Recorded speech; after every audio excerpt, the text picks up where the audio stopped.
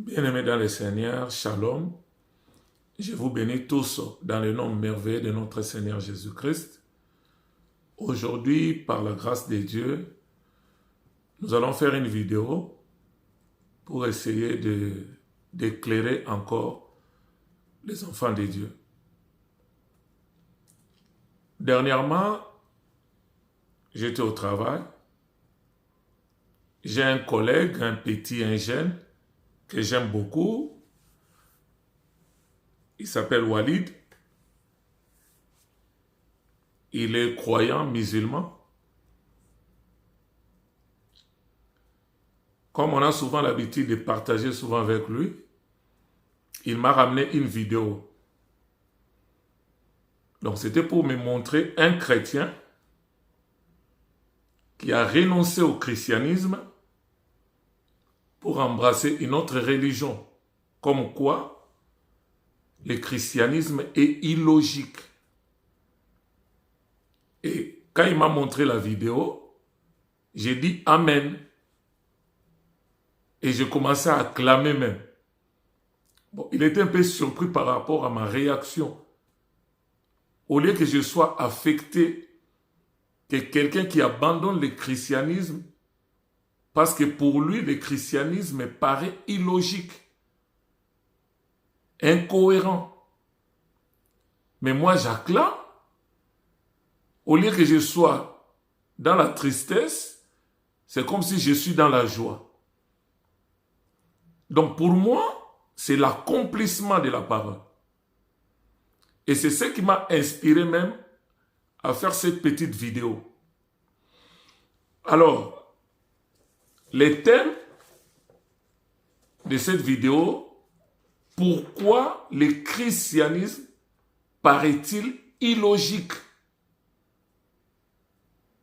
incohérent aux yeux du monde? Nous allons prendre un texte. Là, je suis dans l'évangile de Luc au chapitre 2. Je prends le verset 34. Après, nous allons faire encore une autre lecture dans 1 Corinthiens au chapitre 1er à partir du verset 18 jusqu'au verset 31.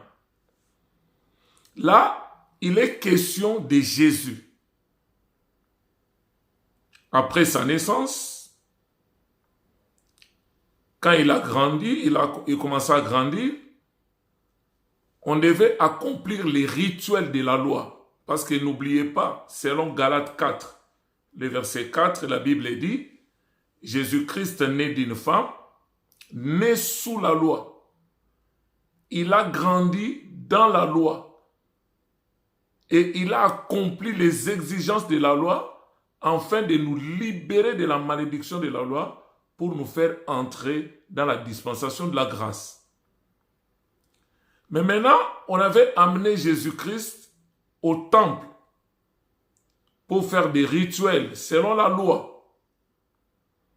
Or, pendant ces temps, dans le temple, il y avait une servante de Dieu, Anne, et un serviteur de Dieu que nous appelons Siméon.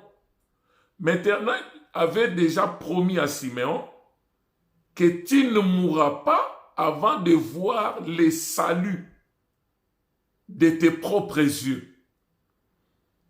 Donc ces vieux, ils n'attendaient que cette promesse pour mourir et aller se reposer. Mais un jour, poussé par le Saint-Esprit, il vient au temple et c'est le même jour où Joseph et Marie ont amené l'enfant Jésus au temple. Au moment où ils ont présenté l'enfant, Siméon a pris l'enfant, il a béni ses parents. Mais écoute les paroles que Siméon a dit à Marie. Siméon les bénit et dit à Marie, sa mère, voici cet enfant, c'est-à-dire l'enfant Jésus, est destiné à amener la chute et le relèvement de plusieurs en Israël. Donc, Jésus-Christ est destiné à mener la chute des uns et le relèvement des autres. Il continue, il dit, et à devenir un sujet qui provoquera la contradiction. Donc, Jésus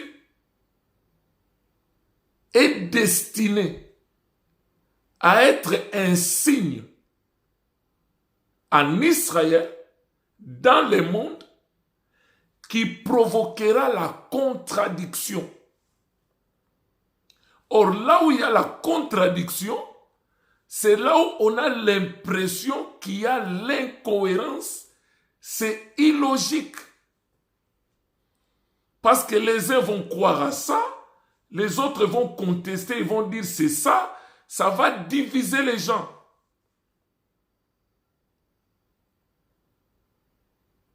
Siméon a dit à Marie, cet enfant est destiné à amener la chute et le relèvement de plusieurs en Israël et à devenir un signe qui provoquera la contradiction. Donc, en parlant de Jésus, nous voyons le christianisme.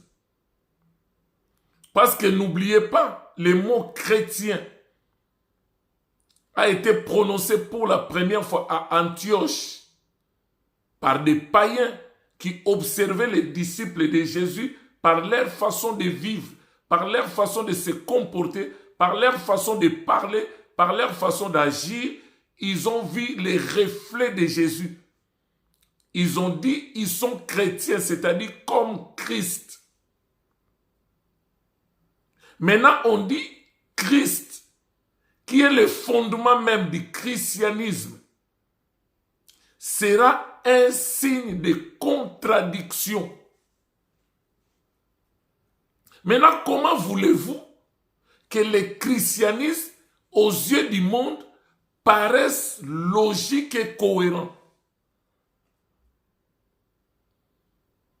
On nous dit déjà que cet enfant sera un signe qui amènera la contradiction.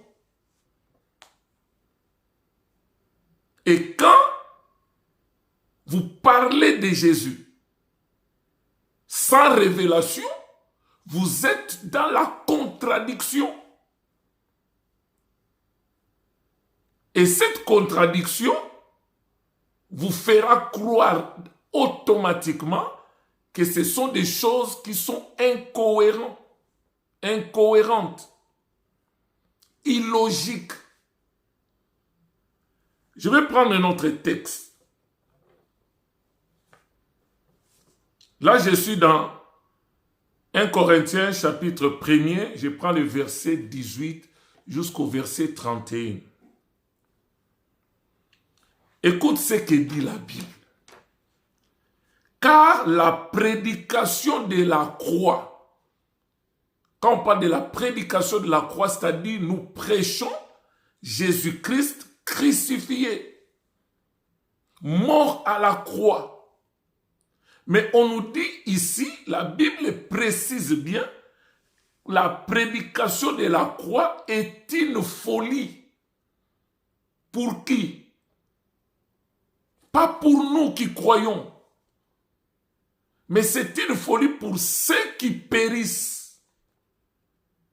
Les gens du monde, les gens qui ne croient pas en Jésus-Christ, les gens qui n'ont pas reçu la révélation de qui est Jésus véritablement, pour ces gens-là, lorsque vous prêchez la croix, c'est une folie.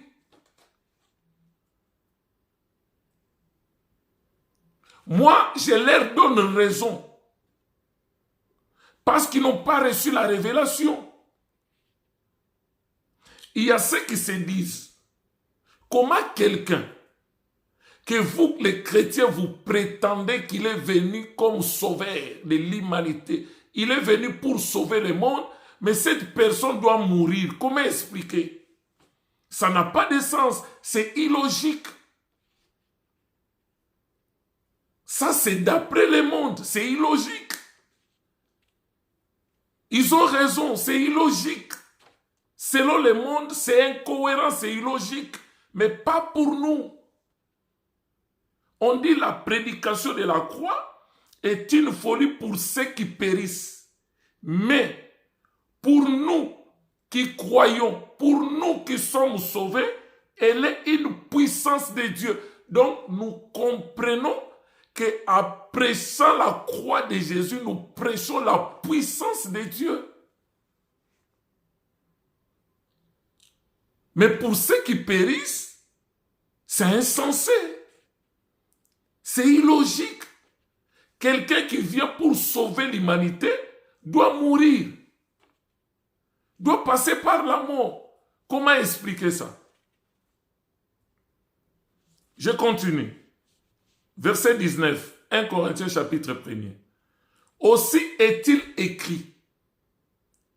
Là, c'est Dieu qui parle. Je détruirai la sagesse des sages.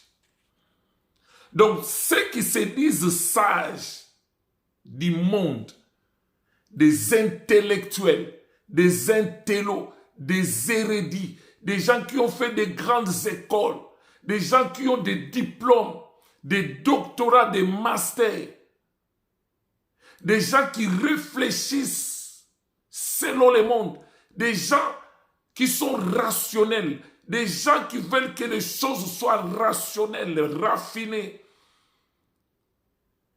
que l'idée soit logique et cohérente. Ce sont les sages de ce monde. Mais écoute ce que dit la Bible. L'Éternel dit, je détruirai la sagesse des hommes.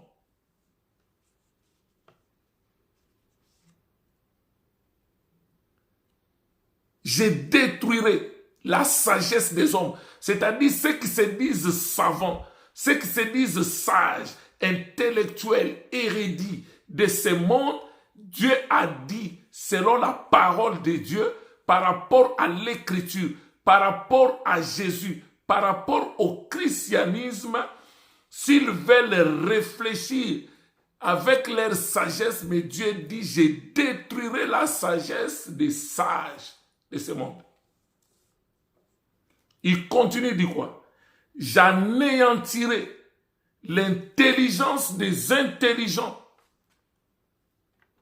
C'est pourquoi il y a certaines choses, quand vous expliquez à un intellectuel le christianisme, le vrai christianisme, il essaie de réfléchir avec son intelligence, avec la sagesse humaine, il essaie de réfléchir, après il finit par te dire, arrête-moi vos histoires, c'est de n'importe quoi. Vous trouvez que c'est cohérent? Quelqu'un qui vient pour sauver l'humanité doit passer par la mort. Et la même personne, vous l'appelez Dieu au moment où il est mort. Maintenant, on a tué Dieu, le Créateur. Maintenant, quand il était mort, qui gérait le monde? Voilà toutes les questions qu'un homme intellectuel, un homme sage doivent se poser. C'est pourquoi moi, je ne les condamne pas. J'ai dit, ils ont raison selon le monde. Ils ont raison humainement parlant, mais spirituellement parlant, ils ont tort. J'anéantirai l'intelligence des intelligents. Verset 20. On pose la question, où est les sages? Où est les scribes? Où est les disputeurs de ce siècle, les gens qui aiment la discussion? Oh, ils ont dit, la Bible dit dans Luc 2, 34, que Jésus-Christ sera un signe qui amènera la contradiction dans le monde. On continue, on dit, Dieu n'a-t-il pas convaincu de folie la sagesse du monde?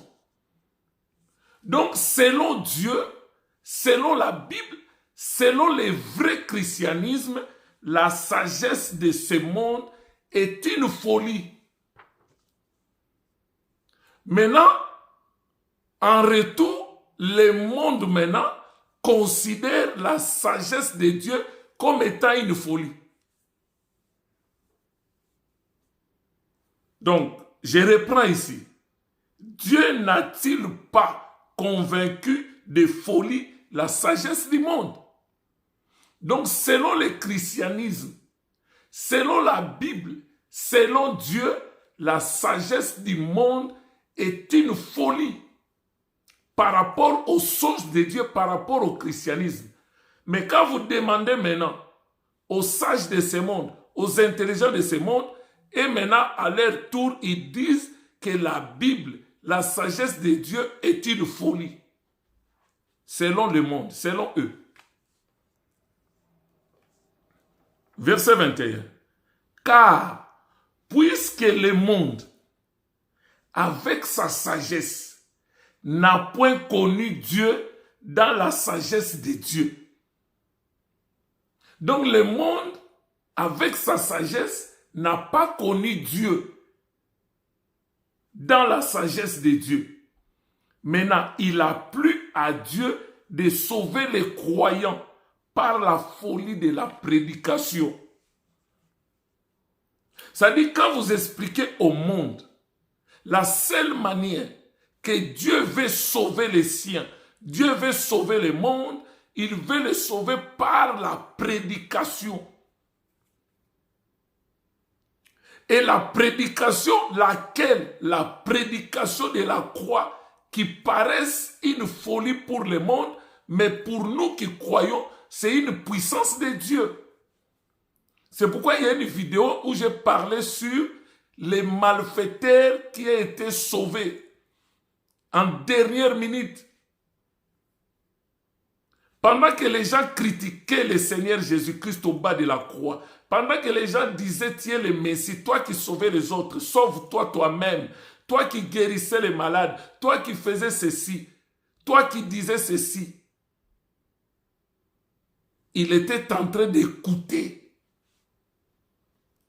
C'est là où la Bible dit, même pour des gains sordides, même quand les faux serviteurs parlent de Jésus, même si leurs intérêts c'est l'argent, la richesse de ce monde, la gloire de ce monde, mais Christ n'est pas moins prêché.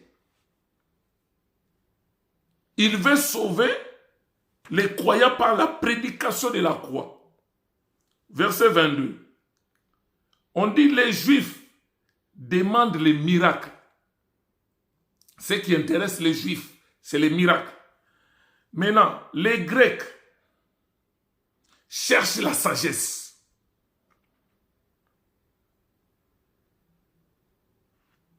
Nous prêchons Christ crucifié. L'apôtre Paul dit, nous ne prêchons pas un autre Christ. Nous prêchons le Messie qui a été crucifié à la croix à Golgotha. Maintenant, la prédication de la croix, là, Christ crucifié que nous prêchons, écoute maintenant la considération de cet enseignement chez les Juifs et chez les païens, les non-Juifs. On dit quoi? Nous prêchons Christ crucifié. Scandale pour les Juifs et folie pour les païens. Donc pour les Juifs, quand vous prêchez Jésus-Christ, Messie crucifié, ils disent que c'est un scandale. Ils sont scandalisés. C'est choquant. Notre Messie doit être pendu au bois. Pendant que notre loi, la loi de Moïse nous dit, maudit soit celui qui sera pendu au bois. Une mort honteuse, crucifié nu à la croix. Ses vêtements étaient partagés en 4 morceaux, c'est tout un enseignement. Sa tunique n'a pas été déchirée, tirée au sol, c'est tout un enseignement aussi. Il a été crucifié nu, le roi de gloire. Et vous dites que quelqu'un avec une mort honteuse comme ça serait notre Messie, scandale. Maintenant, pour les païens, c'est-à-dire les non-juifs, C'est une folie.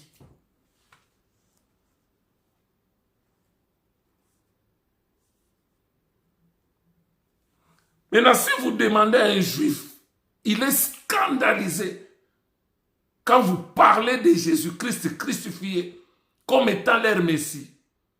Mais pour les non-juifs, quand on parle de non-juifs, c'est-à-dire à part les juifs, les restes là, c'est une folie, c'est incohérent, c'est illogique. Voilà pourquoi les frères là, comme il n'a pas eu la grâce d'être révélé, il a essayé de réfléchir avec son intelligence, avec la sagesse humaine. C'est tout à fait normal qu'il trouve que c'est illogique. Et quand il renonce, c'est que quelque part, il n'a pas été appelé.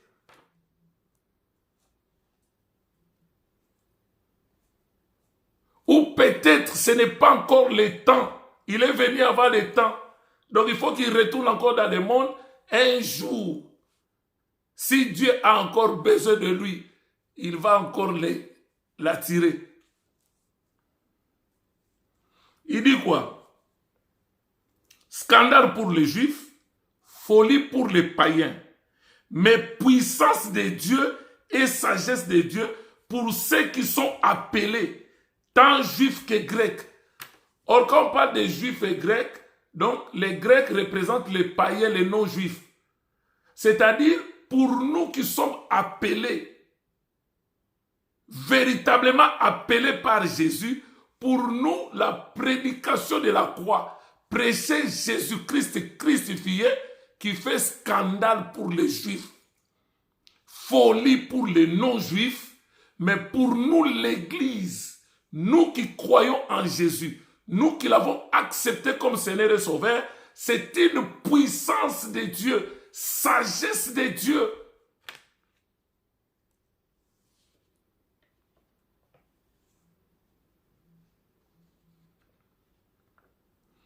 Je continue, verset 25. Car la folie de Dieu, quand on parle de ça, les gens peuvent dire, mais comment Dieu peut avoir la folie? C'est une expression. C'est comme nous disons, là où se limite la force de l'homme, c'est là où Dieu commence. Or, là où Dieu commence, là où l'homme est limité, nous pouvons appeler ça la faiblesse de Dieu.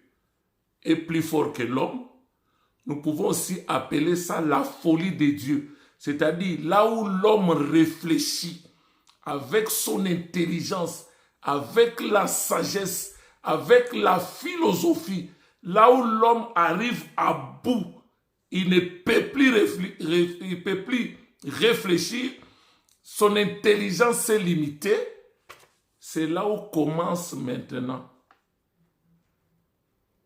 celle de Dieu. J'espère que vous avez compris. Car la folie de Dieu est plus sage que les hommes, et la faiblesse de Dieu est plus forte que les hommes.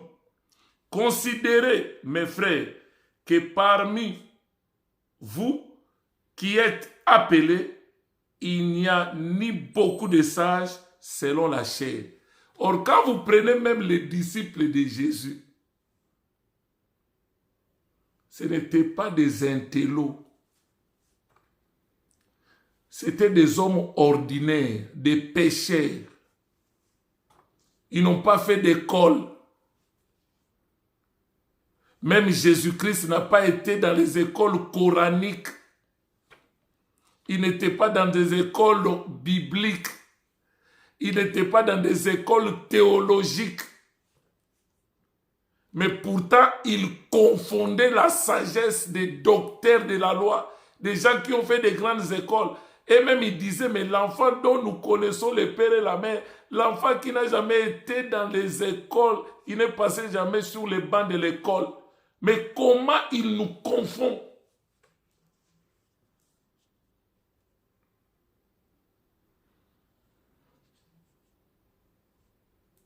Il dit, considérez, frères, que parmi vous qui êtes appelés, il n'y a ni beaucoup de sages, selon la chair, c'est-à-dire selon le monde, selon les hommes, ni beaucoup de puissants. Vous n'êtes pas des hommes riches, ni beaucoup de nobles, des hommes de grandes familles, des hommes qui occupent de grandes fonctions.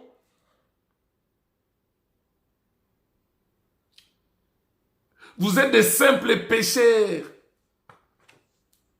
des vendeurs de poissons.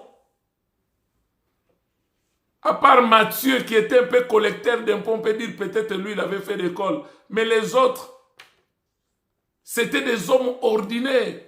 Et il dit ici, vous n'êtes pas sages, beaucoup de sages parmi vous selon la chair, ni beaucoup de puissants, ni beaucoup de nobles. Mais Dieu a choisi des choses folles du monde pour confondre les sages. C'est-à-dire ceux qui se disent sages, intelligents, intello, érudits, savants. Mais Dieu prend des gens qui n'ont pas de qualité comme ça pour confondre les sages de ce monde. Pour confondre les gens qui réfléchissent. Des gens qui veulent que les choses soient bien coordonnées, bien ficelées, logiques, cohérentes, harmonieux, selon les hommes, selon l'intelligence et la sagesse humaine. Mais on dit il prend des choses folles du monde, des choses que le monde considère comme folie, comme méprisables et sans valeur, qui ne représentent rien. Mais Dieu prend maintenant des choses comme ça pour confondre les sages. Dieu a choisi des choses faibles du monde, des choses qu'on méprise, des choses qu'on ne considère pas, des choses que le monde ne peut même pas calculer. Ce sont des choses que Dieu prend pour confondre ceux qui se disent forts. Dieu a choisi les choses viles, méprisables, des choses viles du monde qu'on ne peut pas considérer, des choses qui n'attirent pas, faibles d'apparence. Il a choisi des choses viles du monde, celles qu'on méprise, celles qui ne sont point, pour réduire en néant celles qui sont. Afin que nul chair, c'est-à-dire aucune personne, ne se glorifie devant Dieu. Or, c'est par lui que vous êtes en Jésus-Christ, lequel, de par Dieu, a été fait pour nous sagesse, justice, sanctification et rédemption. Enfin, comme il est écrit, que celui qui se glorifie dans le Seigneur. Ça veut dire quoi? Quand nous parlons de la sagesse, de la justice, de la sanctification et de la rédemption, c'est Jésus qui est tout ça pour nous. Le fait est que nous l'avons accepté dans notre vie comme Seigneur et Sauveur. En nous, il est notre sagesse. En nous, c'est lui notre justice et c'est lui notre sanctification et la rédemption.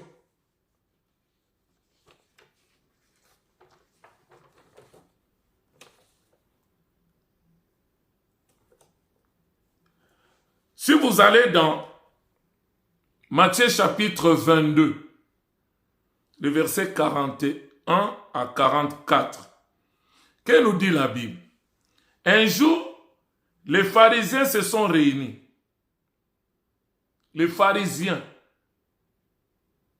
ceux qui prétendaient maîtriser la Torah, la loi de Moïse, ceux qui se disaient que c'est eux qui accomplissent les exigences de la loi, qui maîtrisaient la Torah.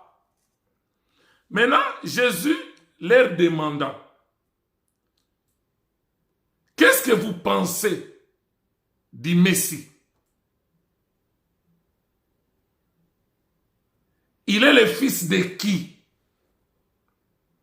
Il lui répondit, parce qu'il savait, selon la loi de Moïse, le Messie, le Christ, il serait le fils de David. Jésus leur dit, c'est bien. Maintenant, expliquez-moi. Le Messie, Jésus, qui doit être le fils de David, votre Messie que vous attendez là. Comment David, lorsqu'il était animé, rempli du Saint-Esprit, l'a appelé maître lorsqu'il disait que le Seigneur a dit à mon Seigneur, dans Psaume 110, le verset 1er, le Seigneur a dit à mon Seigneur, assieds-toi à ma droite jusqu'à ce que je fasse de tes ennemis ton marchepied. Si maintenant le Messie est le fils de David, comment David, qui est censé être le Père, peut l'appeler Seigneur? Lisez bien la Bible. La Bible dit, personne n'a pu répondre à cette question. Et depuis ce jour-là, personne n'osait lui poser encore la question.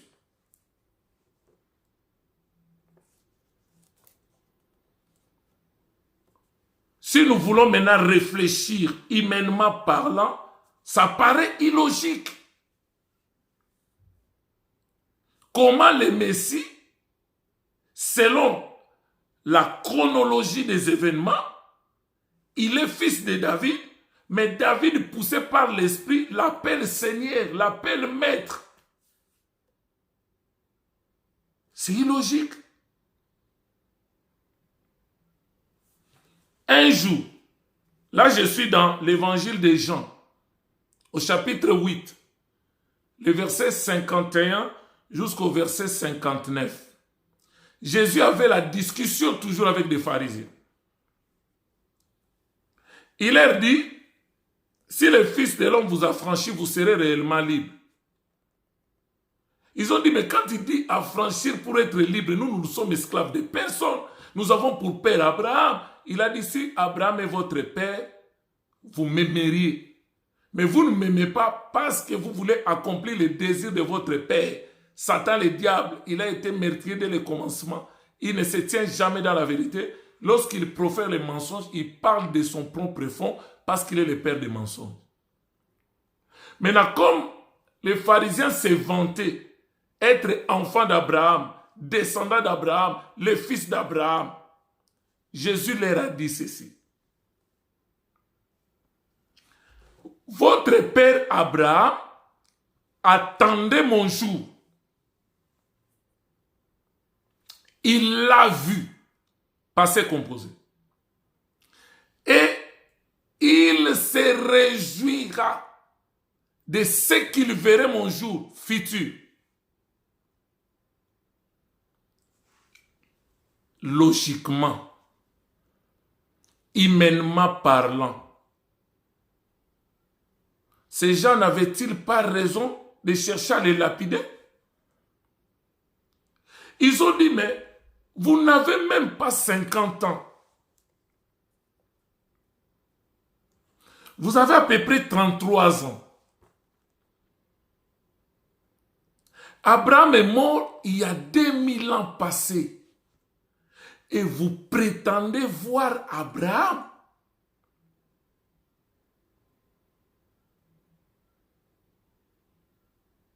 Comment vous pouvez dire, vous qui êtes dans cette génération, vous n'avez même pas 30 ans. Mais vous parlez de celui qui a vécu il y a plus de 2000 ans. Les prophètes qui l'ont suivi, ils sont morts. Les Moïse sont morts. Les Jérémie sont morts. Les Daniel sont morts. Mais toi, tu dis, celui qui croit en toi vivra. Il ne mourra pas. Pendant que les prophètes que nous on considère sont morts. Et vous n'avez même pas 50 ans et vous prétendez dire qu'Abraham attendait ton jour. Il l'a vu. Et il s'est réjoui de ce qu'il verrait ton jour. Ils ont pris des pierres, ils ont cherché à les lapider et il est parti. C'est ça la réaction du monde, parce que cet enfant, selon Luc 2, le verset 34, il sera un signe qui amènera la contradiction dans le monde. Ce qu'il fait, c'est illogique. Tu n'as même pas 50 ans, mais tu parles de quelqu'un qui a vécu il y a 2000 ans passés. Maintenant, il continue encore, il dit quoi? Avant que Abraham fût, je suis. C'est choquant. Je suis, c'est être. C'est quelque chose qui a toujours été, qui a toujours existé. C'est ça être, ce n'est pas avoir. Avant que Abraham fût. Ça, c'est le passé simple. Mais il dit, je suis. Donc, dans la chronologie, il a toujours existé avant Abraham. Maintenant, dites-moi, humainement parlant, sans révélation, qui peut croire à ça? Qui peut trouver ça logique? Ça paraît illogique. Raison pour laquelle le monde ne peut pas comprendre cela. Le monde ne peut pas saisir la sagesse de Dieu. Ils ont pris des pierres pour les lapider.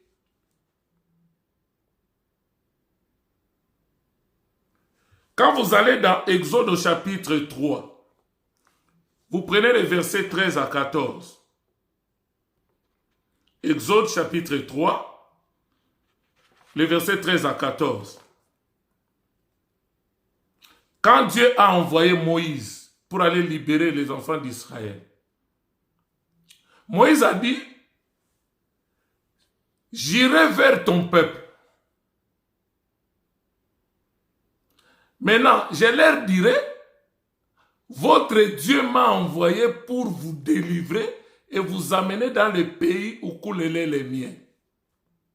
Maintenant, s'il me pose la question, le Dieu qui t'a envoyé là, Elohim, le Dieu créateur, le créateur du ciel et de la terre qui t'a envoyé pour venir nous délivrer, parce que nous connaissons son nom. Maintenant, toi, tu as grandi dans la maison de Pharaon. Tu as grandi comme un Égyptien. Maintenant, Moïse a dit, que répondrai-je? Comment je peux répondre s'il me pose la question, qui t'a envoyé? Quel est le nom de ce Dieu-là qui t'a envoyé? Écoute ce qu'il a dit. Dieu a dit à Moïse, tu diras aux enfants d'Israël, je suis celui qui suis. C'est le verbe être. Ce qu'il a dit à Abraham dans Jean chapitre 8. Avant que Abraham fût, je suis. Donc ça veut dire, c'est celui qui est, qui a toujours existé. L'enfant dont les origines remontent à des jours anciens, à des temps anciens, à des jours de l'éternité. C'est lui qui a envoyé Moïse.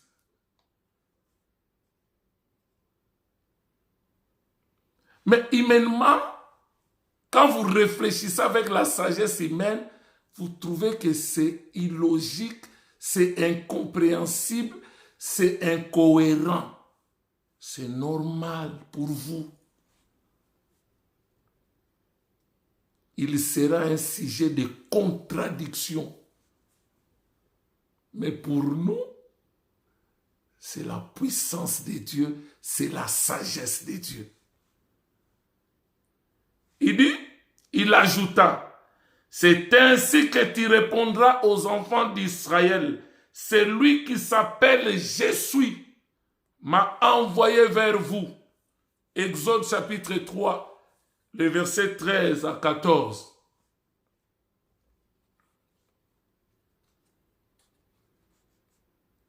Je prends un autre exemple. Là, je suis dans l'évangile de Matthieu, au chapitre 13. L'évangile de Matthieu, chapitre 13. Vous pouvez noter les premiers versets jusqu'au verset 18, lorsqu'il parle de la parabole du semeur. Au moment où il parlait de la parabole du semeur, il parlait en parabole. Maintenant, ses disciples étaient un peu choqués parce qu'ils voyaient que pendant que tu parles en parabole, on n'arrive pas à comprendre ce que vous êtes en train de dire. Et si c'était peut-être en privé, on pouvait comprendre. Mais vous parlez dans la foule, en parabole. C'est comme pour dire, mais qui va te comprendre? Déjà, nous, tes disciples, nous avons du mal à comprendre déjà quand vous parlez en parabole. Au lieu que ça soit un truc privé, mais en public, tu parles en parabole. C'est comme pour dire, qui va te comprendre? Jésus leur répondit. Il dit maintenant à ses disciples, parce qu'on lui reproche de parler en parabole en public. Il leur répondit, parce qu'il vous a été donné, vous les disciples, il vous a été donné de connaître les mystères du royaume des cieux. Quand on parle de mystères, ce sont des choses cachées aux yeux du monde. Ce sont des choses que le monde ne peut pas cerner, le monde ne peut pas comprendre, le monde ne peut pas les discerner. Pour le monde, les choses qui sont mystères, ce sont des choses incompréhensibles, ce sont des choses illogiques, ce sont des choses incohérentes. Mais il dit pour vous, mes disciples, les mystères cachés du royaume des cieux vous a été destiné. Pour vous, vous avez la révélation. Vous aurez la révélation de comprendre ces mystères que les autres n'arrivent pas. Il dit, cela ne leur a pas été donné. C'est pourquoi je parle en parabole, parce que Ésaïe avait déjà prophétisé. Pour eux, s'accomplit cette prophétie d'Ésaïe, vous entendrez de vos oreilles. C'est-à-dire, vous entendrez de vos oreilles, on parle de Jésus. Mais vous ne comprendrez point. Vous regarderez de vos yeux et vous ne verrez point. Heureux sont vos yeux parce qu'ils voient et vos oreilles parce qu'ils entendent. Heureux nous, parce que nos yeux voient et nos oreilles entendent. Mais pour le monde, pour les gens qui ne croient pas, ils entendent mais ils ne comprennent rien. Ils regardent mais ils ne voient pas. Ils ne voient point. C'est pourquoi quand il a parlé de la parabole du semeur, en parabole, dans la foule, personne n'a compris. Même les disciples, ils n'ont pas compris. Mais à la fin, il a pris des disciples à côté pour leur donner l'explication. Voilà, nous avons reçu l'explication des mystères cachés. Voilà ce que voulait dire la parabole du semeur. La sémence là, c'est la parole. Mais là où cette sémence était jetée, c'est les différents états du cœur. C'est pourquoi nous, quand on reçoit l'explication, nous on comprend. Mais pour les autres, ils parlent en parabole pour que ce qu'ils parlent, la parole reste un mystère caché pour eux. Mais nous recevons l'explication. Et quand on reçoit l'explication, c'est là où nous avons compris les choses. Pour nous, c'est cohérent. Pour nous, c'est logique.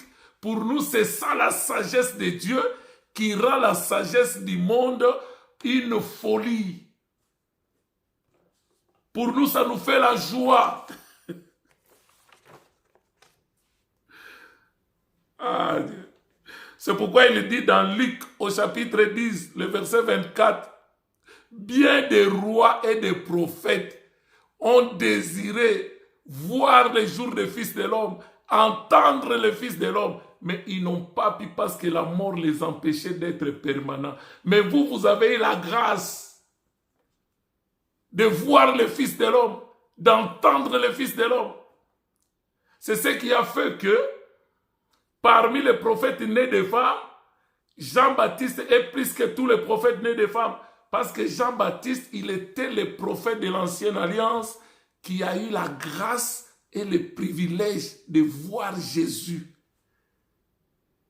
d'entendre Jésus et de le présenter au monde. Voici l'agneau de Dieu, c'est lui qui vient pour ôter les péchés du monde. Or, pour ôter les péchés, il devrait donner sa vie. C'est pourquoi il a dit, personne ne m'a ôté la vie.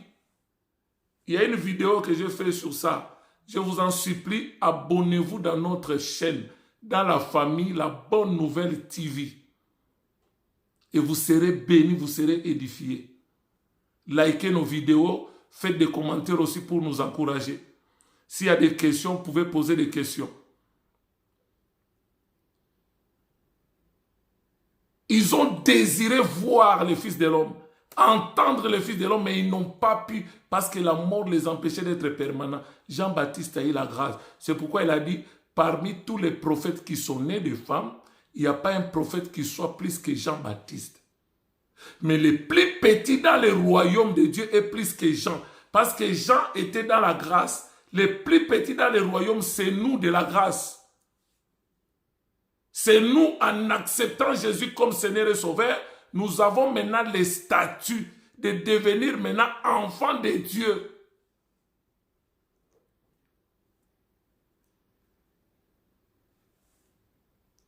Donc c'est pour nous dire,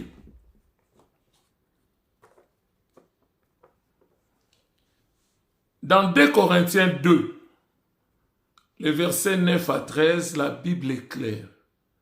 Il dit, ce sont des choses que l'œil n'a point vues, l'oreille n'a point entendu, ce qui n'est pas monté dans le cœur de l'homme.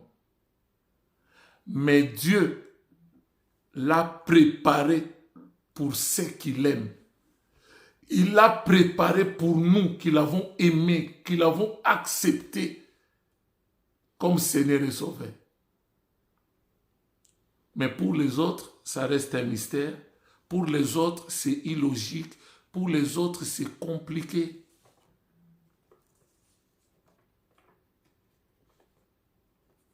C'est pourquoi un jour, il était avec les disciples. Là, nous sommes dans l'évangile de Matthieu, chapitre 16, à partir du verset 13. Il dit, qui suis-je au dire des hommes? Les uns disent que tu es Élie, les autres disent que tu es Jean-Baptiste, les autres disent que tu étais un des prophètes qui était mort, qui est revenu à la vie. Ça, c'est le témoignage des gens du dehors. Mais vous, mes disciples qui êtes avec moi, qui suis-je pour vous?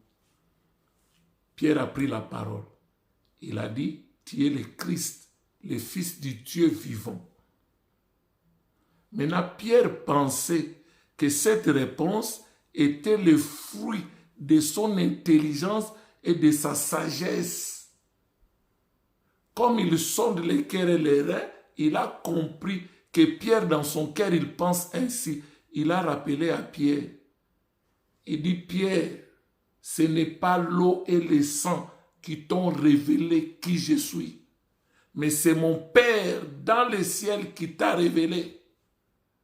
Maintenant, sur la révélation qui est sortie de ta bouche, c'est pourquoi il dit, tu es Pierre, la signification de son nom, qui était Simon, changé à Pierre, Pétros. Maintenant, la seconde pierre, sur cette pierre-là, c'est Pétra. C'est-à-dire, Pétra, là, c'est la révélation qui est sortie de ta bouche. La révélation que je suis le Christ, le Fils du Dieu vivant. C'est sur cette révélation-là que moi, Jésus, j'ai bâtirai mon église. Donc, l'église du Seigneur est bâtie sur les rocs. sur la révélation de qui est Jésus. C'est pourquoi toi aussi, en tant qu'Église, bâtie sur le roc qui est Jésus, le fondement par excellence, il dit les portes de séjour des morts ne prévaudront point contre elles. Or, quand on parle de portes de séjour des morts, ça représente toutes les attaques de l'ennemi, les attaques de Satan, les attaques des démons, les attaques des sorciers, des occultistes de ta famille, des occultistes du monde. Toutes leurs attaques ne te feront jamais quelque chose, ne te renverseront jamais parce que tu as été bâti sur les rocs. Et quand vous allez dans Matthieu 7, on nous parle de déconstruction. Une maison bâtie sur les sables et une maison bâtie sur les rocs. Au moment où la tempête est venue, le torrent est venu, ça représente les attaques du monde des ténèbres, ça représente les attaques de l'ennemi, ça représente les attaques, toute force des attaques. Mais la maison qui a été bâtie sur les rocs a résisté, a subsisté. Si vous êtes battu sur la révélation de Jésus-Christ, personne ne pourra te renverser. Tu deviens inébranlable. Mais une maison bâtie sur les sables mouvants, les credos, les dogmes, qui n'a pas Jésus comme fondement, comme socle, au moment des épreuves, il renonce.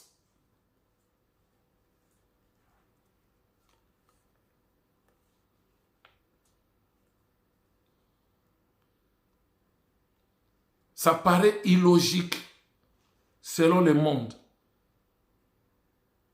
Quand vous prenez Ésaïe, chapitre 4, Ésaïe, chapitre 35, les versets 4 à 5, l'Éternel fait la promesse. Israël qui gémit, qui se lamente, un jour ton Dieu, Yahweh, Elohim, le Dieu créateur, viendra lui-même et il te sauvera. Maintenant, on pose la question, comment allons-nous reconnaître ta venue? Ésaïe 7,14 répond, les signes, l'Éternel lui-même vous donnera un signe. Une vierge enfantera. Maintenant, humainement parlant, est-ce qu'une vierge peut enfanter? Ça paraît illogique. Dans Luc 1, l'ange Gabriel est apparu à Marie. Il dit, tu as trouvé grâce aux yeux de l'Éternel. Tu enfanteras un fils et tu lui donneras le nom de Jésus. Il sera le fils du Dieu très haut. Il dit, mais comment cela sera possible? Parce que je ne connais point d'homme. Je suis vierge. Le Saint-Esprit te couvrira de son ombre. Et le saint enfant qui naîtra de toi sera appelé fils du Dieu très haut.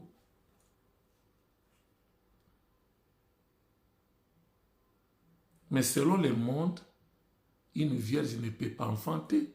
Biologiquement parlant, une vierge ne peut pas enfanter. C'est ça déjà le mystère.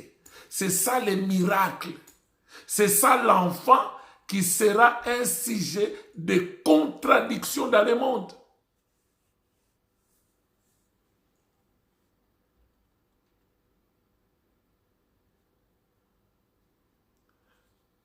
Maintenant, les mêmes enfants, on dit au commencement était la parole était avec Dieu et la parole était Dieu. Elle était au commencement. Toutes choses ont été faites par elle. C'est la parole qui a tout créé. Et rien de ce qui a été fait n'a été fait sans elle. En elle, il y avait la vie. Et cette vie, c'était quoi? La lumière du monde. Et la lumière est venue chez les cieux l'ont rejetée. Or, les cieux, là, c'est les Juifs. C'est Israël. Le monde l'a rejeté. Le monde ne veut pas l'accepter comme leur Messie.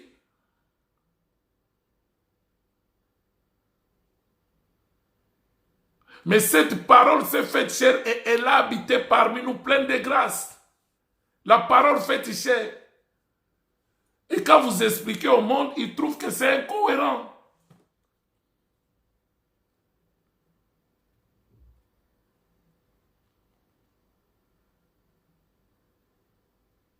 Et les autres, des fois, ils me posent des questions. Ils disent, bon, si votre Dieu maintenant actuellement, parce que nous savons que Dieu, il est au ciel, mais vous, vous dites que votre Dieu est en vous. Mais lui-même, il a dit, je serai avec vous et en vous en même temps. Il y a deux mouvements. Il est avec nous, comme Emmanuel, Dieu parmi les hommes, parmi son peuple, et en même temps, il est en nous, le Saint-Esprit en nous. Éphésiens 4 et 6 nous explique, il y a un seul Dieu, ils ne sont pas deux, mais c'est un seul Dieu-là, a rempli trois fonctions. Il est le seul qui a rempli ces trois fonctions. Première fonction, Père de tous, qui est au-dessus de tous. Éphésiens 4, le verset 6. Il est parmi tous. Là, il devient Emmanuel, Dieu parmi les hommes. Ésaïe 7, 14. Et en tous, le Saint-Esprit en nous. C'est pourquoi, dans Jean chapitre 16, le verset 13, la Bible dit quoi? Quand le consolateur sera venu, le Saint-Esprit de Dieu, il vous conduira dans toute la vérité. Et le Saint-Esprit là est en nous. Dans Galates 2, le verset 20, l'apôtre Paul pouvait tout simplement dire, j'ai été crucifié avec Christ. Maintenant, je suis ressuscité en nouveauté de vie avec lui. Si je vis maintenant, ce n'est plus moi qui vis, mais c'est Christ qui vit en moi. Le Saint-Esprit en nous. Là, le monde ne peut pas comprendre. Pour le monde, c'est n'importe quoi. Pour le monde, c'est illogique. Pour le monde, mais comment on peut comprendre ces choses comme ça? C'est comme une science-fiction. Ça, c'est pour le monde. Mais pour nous qui croyons, ce n'est plus un mystère. Nous avons compris, nous avons saisi la révélation. Je termine par le témoignage d'apôtre Paul. Dans Galates, au chapitre 1 à partir du verset 10, il a dit quoi? L'apôtre Paul, quand il est encore Saul de Tarse, il dit, vous avez su ma conduite lorsque j'étais encore dans le judaïsme. J'ai fait l'école de Gamaliel.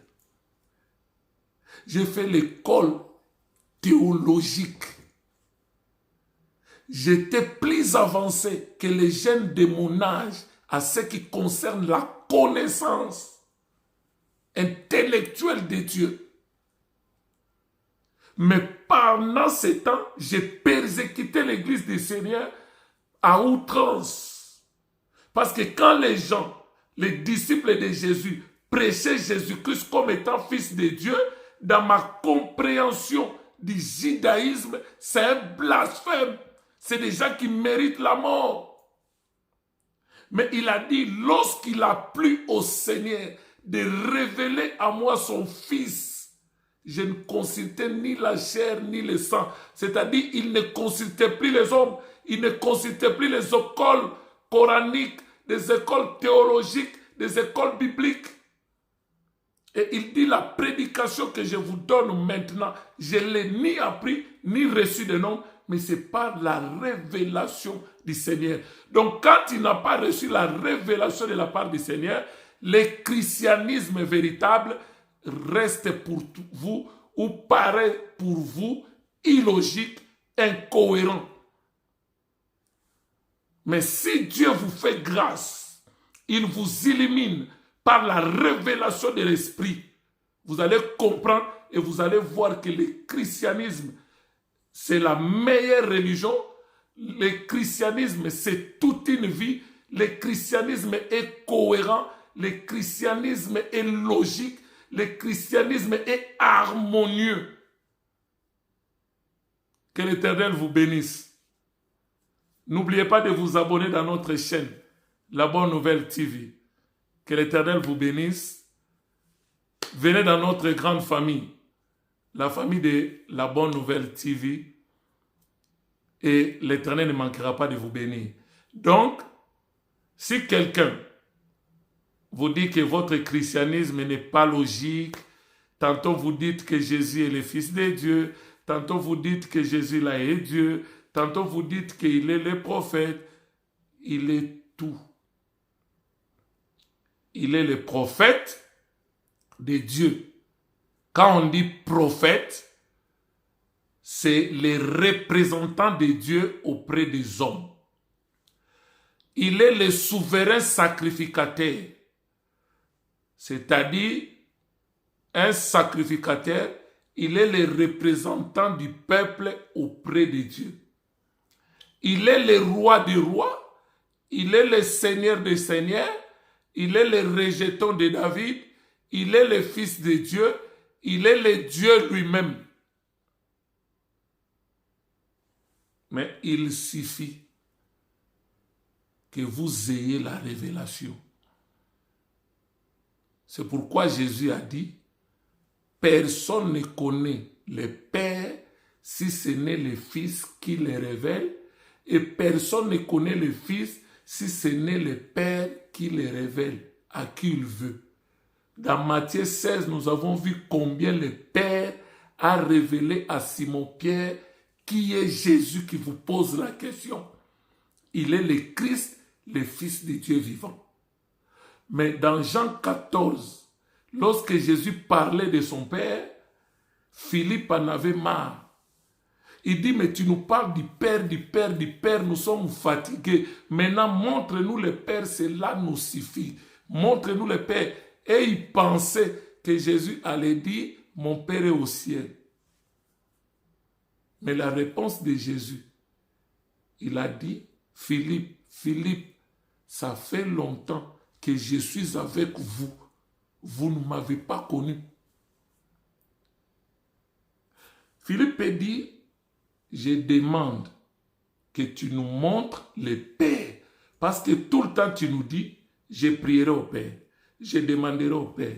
J'irai vers mon Père. Tout ce que j'ai fait, je ne le fais pas de moi-même. Je le vois vers mon Père. Mon Père est plus grand que moi. À un moment, tu dis, je suis dans le Père est à moi. Qui est plus grand? Si l'ensemble A est inclus dans l'ensemble B, c'est que l'ensemble A est égal à l'ensemble B. Maintenant, montrez-nous le Père, cela nous suffit. Mais il dit, ça fait longtemps que je suis avec vous. Vous ne m'avez pas connu. Ça veut dire quoi? Ça veut dire le Père que vous cherchez, c'est moi-même. Là, je suis dans le rôle du Fils.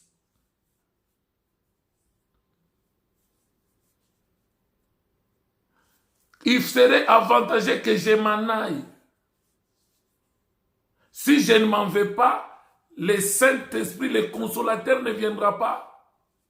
Donc c'était pour qu'il parte, changer de forme, pour venir accomplir la troisième fonction du Saint-Esprit. Éphésiens 4, le verset 6. Un seul Dieu, il n'y en a pas deux, il n'y en a pas trois. Dieu le Père, Dieu le Fils, Dieu le Saint-Esprit, la Trinité là, non. Il y a une vidéo où nous avons parlé sur la Trinité ou la Trinité de Dieu ou la divinité de Christ.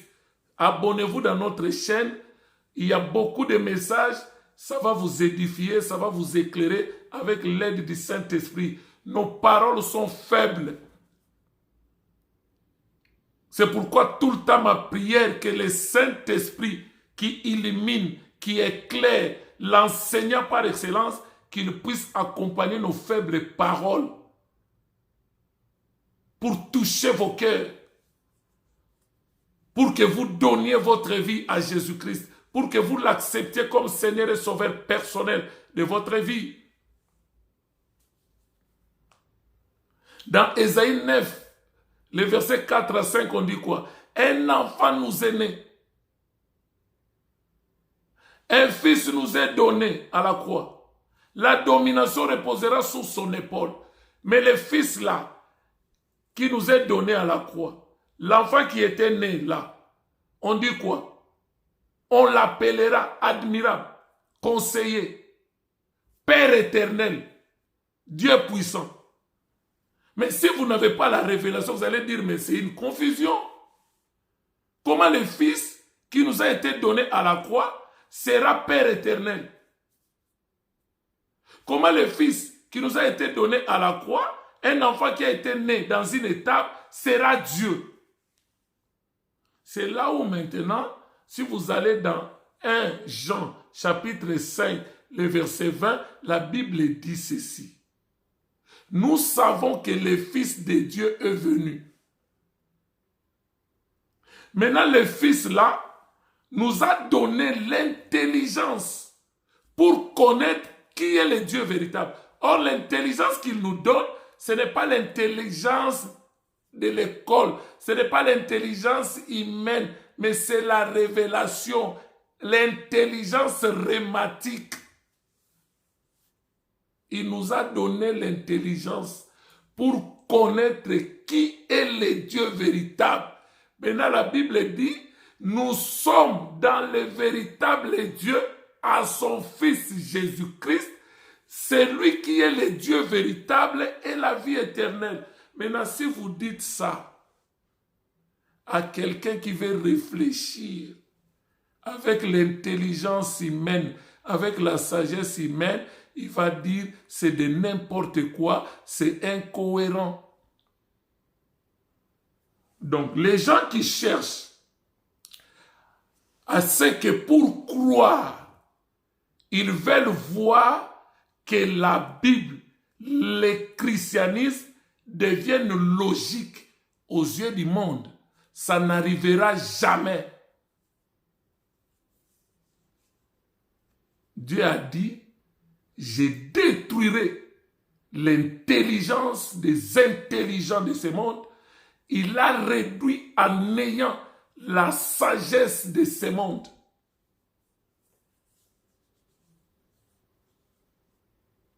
Que l'Éternel vous bénisse. N'oubliez pas de vous abonner dans notre famille La Bonne Nouvelle TV pour nous retrouver facilement. Après TV, vous mettez le code qu'on nous a donné dans YouTube, 78 70. Pour les Français belges, La Bonne Nouvelle TV, 78 70.